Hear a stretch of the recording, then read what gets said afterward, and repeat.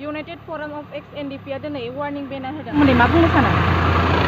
जों बे बेनारखौ एक्सिडेन्ट जानायनिफ्राय रैखा खालामनो थाखाय बर' समाजनि बा बे जोंनि ओनसोलनि उदालगुरि ओनसोलनि साफ्रोम सेंग्रा सिख्लाखौ मोजाङै बासायनानै लाखिनो थाखाय बे रंजानाय बोथोराव जाहाथे रावनिबो जिउआ खहा जाया, रावबो बिमा बिफाया गाबनो गोनां जाया, बेखौ नोजोर बोनानै जों बे बेनारखौ होदों।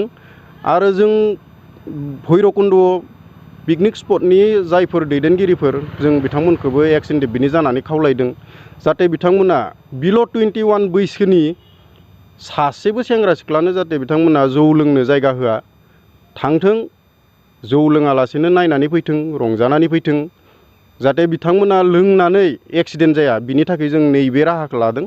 आरो जों बे बेनारखौ होनायल' नङा, दायो गासै रायजोफोरानो जांख्रिखांबाय, मानोना गोबां बोसोर बिदिनो एक्सिडेन्ट जानानै गोबां मोजां मोजां सेंग्रा सिख्लाफोरा थैबाय। जाहाथे जों साफ्रोमबो बेखौ हमथानो हायो, बेखौ बयखौबो नाजानो थाखाय साफ्रोम रायजोखौ जोंनिफ्राय एक्स-एनडिएफबिनिफ्राय खावलायदों। साफ्रोमबो बिमा बिफा आरो रायजोआ सांग्रां जानांगोन, अब्लासो जों बे अलखदनिफ्राय खारग'नो हागोन, नङाब्ला जोंनि फैबाय थानाय समाजा लेंग्रा लुंग्रा जागोन। माबाफोर राहा लादों नामा? जोंथ' पार्सनेलि एक्स-एनडिएफबिनिफ्राय बेबायदि जों राहा लायाखै, नाथाय जों आयेन बायदियै बिथांमोनखौ जों नायबिजिरगोन। जेराव जौखौथ' बिल' 21निफ्राय लोंनो मोनखाया, बिनि आयेनाव दंखायो। आरो बिना हेलमेटाव, बिना ड्राइभिं लाइसेन्सआव बाइक बा गारि सालायनो मोनखाया। दा बिनिखायनो जों होनदों जे बिना लाइसेन्स बा हेलमेटाव गारि सालायनाङा। थारमाने उन्दै बैसोनि सुबुङा जौ लोंनानै बा निसा लानानै बा निसा लायालाफानोबो बे पिकनिक स्पटथिं जाहाथे गारि सालाया, बेखौ जोंनिफ्राय एक्स-एनडिएफबिनिफ्राय जों गोरायै खावलायनाय थाबाय। बिमा बिफाफोरखौ जों बे एक्स-एनडिएफबिनिफ्राय जों बेखौनो खावलायो जे बे बोथोराव, रंजानायनि बोथोराव, गोदान बोसोर बरायनाय आरो गोजाम बोसोर नागारनाय बे रंजानायनि बोथोराव जाहाथे गाव गावनि गथ'फोरखौ मोजाङै बेंनानै लाखियो, जाहाथे थाखा फैसा होनानै बा गारि मटर होनानै गोसो बायदि जाहाथे हगारा, बेखौ जोंनिफ्राय खावलायनाय थाबाय। आरो दिनैल' नङा, जों बेखौ गामि गामि एवारनेस प्रग्राम लाबोगासिनो दङ, कमिटि दाबोगासिनो दङ, साफ्रोम बिमा बिफा आरो रायजोखौ सांग्रां खालामनो थाखाय।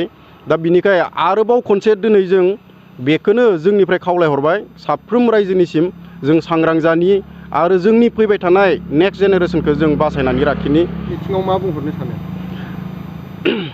सोलोंथाइनि बिथिङाव जों बेखौनो बुंबोबाय थादों, जों जुदि जोंनि देहाया थायोब्लासो जों सोलोंथाइयाव जों दावगानो हागोन।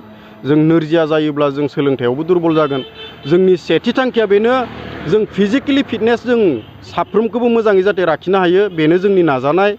आरो साफ्रोम सात्रफोरखौ बा फरायसा फरायसुलि साफ्रोमखौबो जों खावलायदों, बे बोथोराव गाव गावखौ हगारसारनानै रंजायालासिनो गोजोननायजों, गोसोखौ सान्थि लाखिनायजों गाव गावनि फरायनायाव गोसो होनांगौ। आरो फैबाय थानाय आनजादफोरनि थाखाय गाव गावखौ थियारि खालामनो साफ्रोमखौबो जोंनिफ्राय जों खावलायहरनाय थाबाय। जोङो उदालगुरि डिस्ट्रिक्ट इउनाइटेड फरामनि जानानै जोङो लाइमोनफोरखौ बेखौनो गुरैयै जों खावलायहरगोन। लोगोसे सिगां बिमा बिफाखौ जोङो गुरै खावलायहरगोन, जाहाथे गावनि फिसाफोरखौ जाहाथे बेबायदि स्ट्रिक्टलि एसे नोजोर होयो, बेनि थाखाय आं गुरै खावलायहरनाय थाबाय।